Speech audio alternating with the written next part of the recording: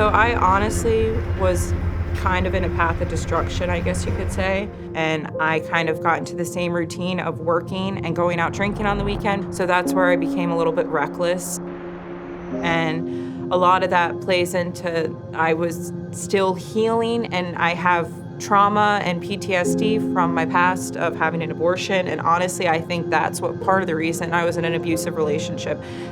I kind of was just in a spiraling mode, and I really, truly think that things would have been way worse if I hadn't have gotten the DUI and found out I was pregnant, because I probably wouldn't have stopped down that path of destruction.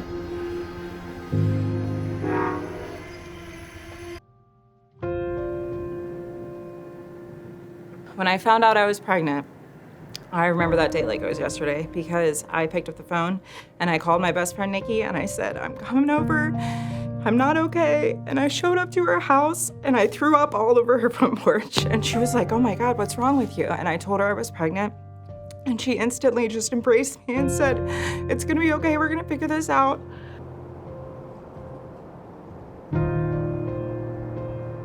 Within a matter of like 3 weeks, I was fired from my job of 7 years. I got a DUI and I was in a really bad place. So finding out I was pregnant was like the icing on the cake. It was just like, this can't be me. This isn't my life. But I had a previous abortion a few years before, and I knew that I could never put myself through that pain again.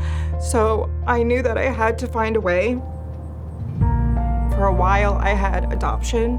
And I just remember going to the 12-week ultrasound, and I found out it was a girl and everything, and I was like, I'm keeping her. I walked to that appointment from downtown Fredericksburg because I didn't have a car. I had a breathalyzer in my car. I walked to that appointment and I called my mom on the way home, and I was like, I'm not giving my baby away. I'm going to keep her. And my parents were gonna be there for me no matter what. They supported me, but I had nothing. I was currently living in a duplex in downtown Fredericksburg, sharing a bedroom with my 10-year-old. I had nothing. And Choices literally was the first place that gave me my first baby blanket.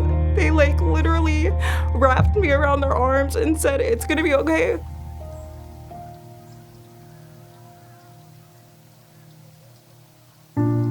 It was life-changing. My best friend was in the room, my mom was in the room, my sister was in the room, and the funny thing was, it wasn't planned that way. It was just supposed to be me and my best friend, but I had like a state of panic, and I said, call my mom, call my mom. So we ended up calling my mom, and she came in, and Blake was perfect. And honestly, up until that point of me saying, I don't know what I'm gonna do, like I literally didn't know where I was gonna live 3 weeks after she was born. We had a temporary situation set up with a little bassinet and stuff, but I didn't know where I was gonna be living. I was like, all I can do is get diapers, get bottles ready, tell my 10-year-old everything's gonna be okay, but telling her everything's gonna be okay when I don't know that it's gonna be okay was probably one of the harder things for me to do, because I had to be strong for her. But God gave me this baby for a reason. And the second that I laid eyes on her, like, I couldn't imagine my life without her. That was it.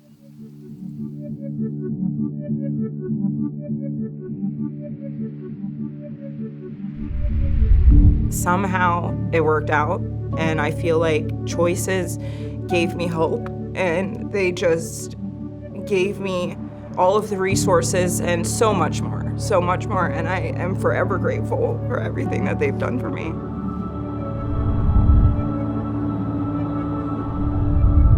I am a strong mom, I'm capable, and I can do anything that I want to put my heart to.